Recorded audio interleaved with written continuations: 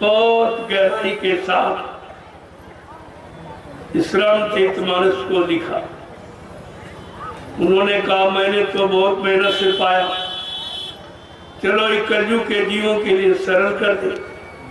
तो उन्होंने अपनी साधना का पूरा अनुभव जो उनको उनके गुरु नरहरिदास ने जो नाम की युक्ति उनको दी, नामदान, बस उसी में वो लग गए, तब जुट गए।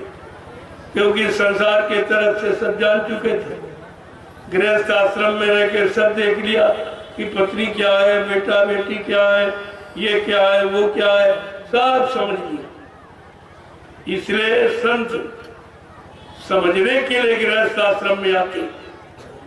अगर समझेंगे नहीं, अनुभव नहीं करेंगे, तो गृहस्थी में फंसे जीवों को कैसे निकालेंगे, कैसे उनको ज्ञान देंगे, कैसे उपदेश करेंगे। इसलिए वो समझने के लिए आए और तुम फंसने के लिए आए।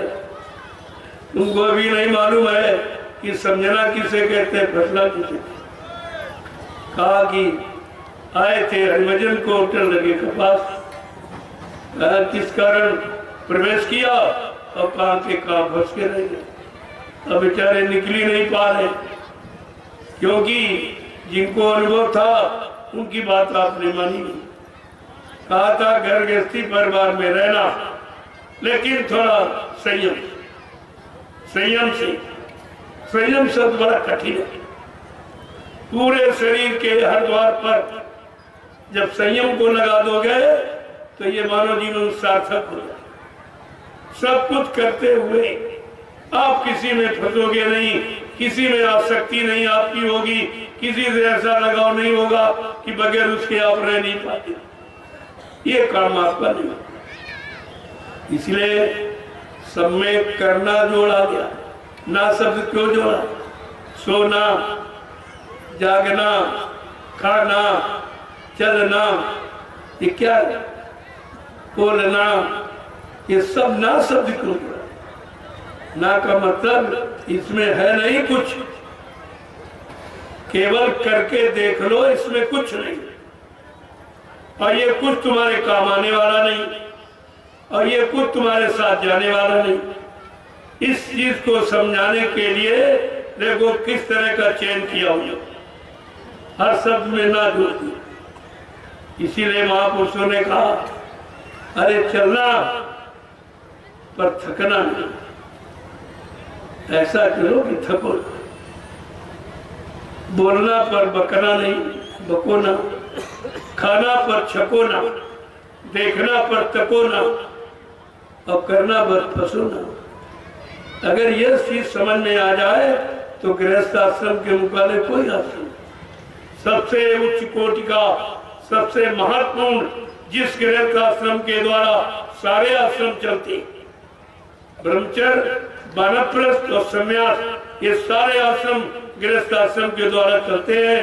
क्योंकि रोटी देने वाला गृहस्थ आश्रम, और रोटी के बगैर कोई चल नहीं सकता। अन्नदाता गृहस्थ आश्रम वाला, उसको माना जाता। लेकिन बेचारा अन्नदाता आज परेशान है, आज मुसीबत में है, आज आपत्ति में है, उसकी कोई सुनने वाला नहीं। समस्या आके ये खड़ी। इसलिए संत महापुरुषों को गृहस्थ आश्रम की व्यवस्था बनानी पड़ी। जो दूरदर्शी है वो सच्चे गृहस्थ आश्रम को उपदेश देने वाले। दूरदर्शी का मतलब का 4 आने ये तुम्हारे शरीर, समाज, परिवारों की व्यवस्था है, और 12 आने अध्यात्म। महापुरुषों का कोई काम अध्यक्ष से छूटा नहीं, अध्यात्म से छूटा नहीं है। वो अध्यात्मी तो बराबर कहते ये सब तुम्हारी व्यवस्था बन जाए और सुख शांति तुम घर में रहने लगो, और सब लोग अपने अपने खेती, दुकान, दफ्तर, बिजली, व्यापार कर ईमानदारी से करें, बाल बच्चों की परवरिश करें, और आए गए अतिथि का सत्कार करें। जब कोई काम संसार, शरीर, परिवार का ना हो तो सोने के पहले और भोजन के पहले 1 घंटा इसी मनुष्य रूपी मंदिर में बैठकर आत्मा से परमात्मा का सच्चा भजन करो। और खुदा की रूह से सच्ची इबादत करो। बस आपका काम बस सब काम हो गया, कुछ करने की जरूरत नहीं। इसी काम के लिए मानव तन मिला। लेकिन वही बात, ना हरि भजे न घर सुख पाए और बिरथा बेहाय गई और दुई माते प्यारे एक और नहीं। तुम्हारा तो एक भी काम नहीं, ना इधर भौतिक जगत का अध्यात्म तो शुरुआत नहीं, वो तो कोई जानता नहीं, किसी ने बताया। और जो बताया भौतिक, उसी में आप परेशान हो, दुखी हो, तरह तरह की बीमारियां, लड़ाई झगड़े, वो भी तुम्हारे काम बदल। तो इस समय गृहस्थाश्रम दुख से भरपूर, सब दुखों दुखी। तो चारों तरफ रोने चिल्लाने की आवाजें आ रही, मार काट हिंसा की आवाज आ रही।